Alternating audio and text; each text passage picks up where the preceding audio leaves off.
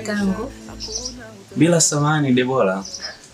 umewezaje kupanga chumba ambacho kimekaa zaidi ya miaka 10 bila mpangaji yote ule kuingia? Nimekusikia vibaya au sijakuelewa? Unamaanisha nini? Sio kwamba hujanisikia. Umenisikia vizuri sana tu. Bila kunielewa ni jambo lingine. Sasa Debora, umenisimamisha ili nielezee au umenisimamisha ili tuulizane maswali? Sikiliza. Kwa makini na hii shauri yako. Langu ni hilo tu, na kama hapo hujanisikia na kunielewa, basi sikio la kufa halisikii damu.